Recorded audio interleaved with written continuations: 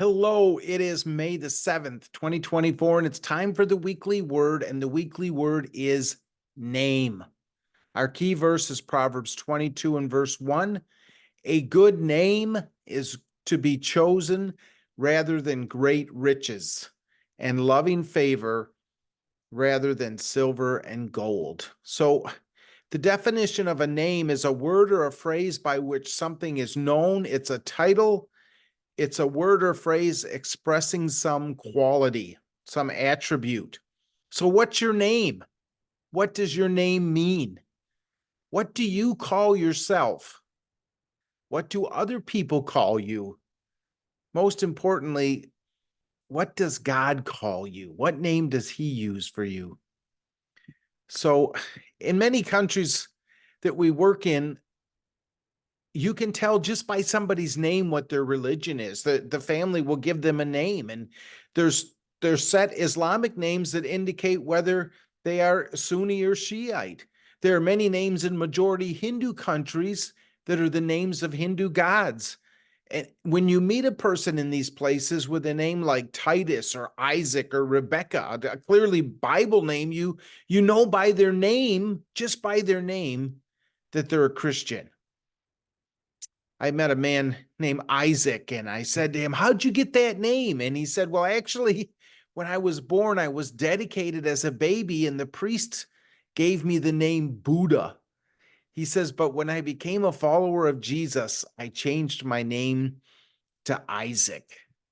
So that's another common thing that we hear with names. But in Nepal, there's large percentages of the population with common last names, the same last name, and their last names denote their ethnicity and their social structure, their place in the caste system.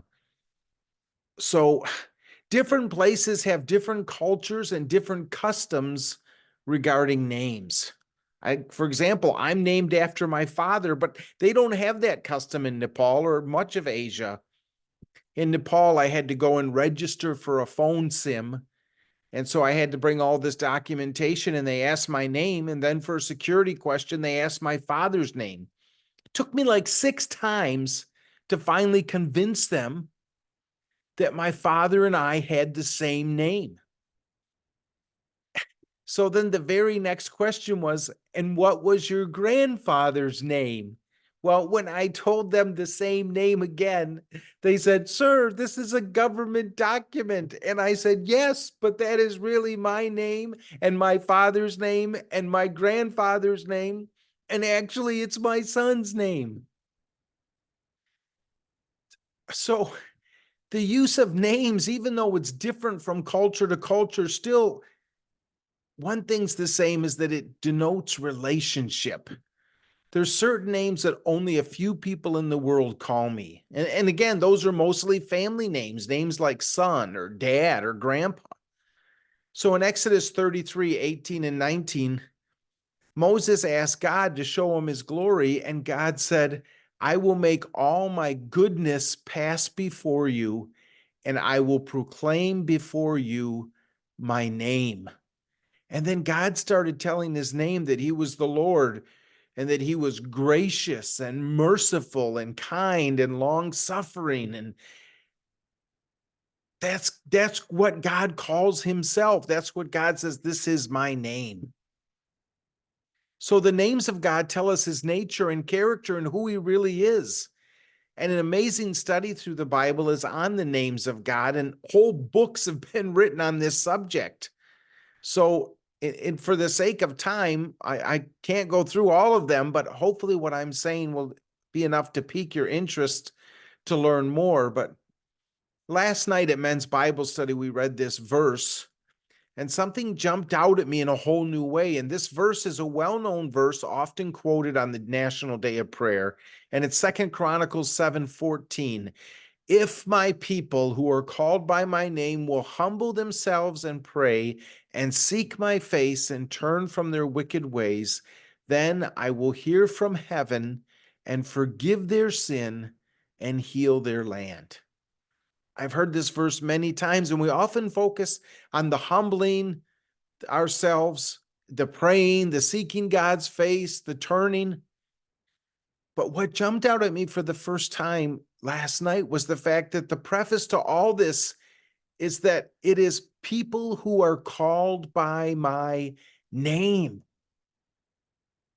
So who is called by your name but your own family? God loves us so much, he calls us by his name. Jesus taught us to pray not by using a name like Jehovah or or or a Greek name or a Hebrew name or whatever. He teaches us to pray by saying, "Our Father who art in heaven, hallowed be thy name." That's the name he gives us. So again, what is your name? When we think of our name, are we associating God with it? Are we associating our relationship with God to our name? When I say my name, Bob McCoy, those who knew my dad are reminded not only of me, but they're reminded of my dad. There's a few people left who not only remember my dad, but they remember my grandpa. So your name is a reminder and a reflection of your character, of your reputation, and your name is associated with your whole family. So that reminds me of Genesis 32 and 27, and where Jacob's wrestling with God, and God says to Jacob, "What is your name?" God knew Jacob's name, but he wanted Jacob to say it. And when Jacob said Jacob, he wasn't just saying the name that his parents gave him, but he was acknowledging that he was a deceiver. He was acknowledging that he had these things in his character that had been holding him back for all of his life. But the good news is God went on to say, "Your name shall no longer be called Jacob, but Israel, for you have striven with God and with men and have prevailed." God changed his name. More than just his name, he changed who he was on the inside. He changed him so that his name would be a better reflection of God himself. And this is the hope of the gospel. So that brings us to Micah 6 and verse 6 to 8, where it's asking, what does God require of us? With what shall I come before the Lord and bow myself before God on high? Shall I come before him with burnt offerings, with calves a year old? Will the Lord be pleased with thousands of rams or 10,000s of rivers of oil? Shall I give my firstborn for my transgression, the fruit of my body for the sin of my soul? The author's here, he's what can I do that's enough? All these religious acts, they still come up short. And then he goes on in verse 8 and says, "He has told you, O man, what is good, and what does the Lord require of you, but to do justice and to love mercy and to walk humbly with your God." So it's not about religion, it's about the heart. It's about looking like your Father in your actions and what's going on in your heart. What pleases God are the same names and attributes that God described himself as back in Exodus 33: goodness and kindness and mercy. God is saying, "I want you to look like me on the inside." And when we look like God on the inside, it will affect our whole life. It will affect our character. It will even affect other people's response when they hear our name. God calls those of us who believe in him his children. So religion is about trying to earn it. But if we're his children, a son doesn't have to earn it.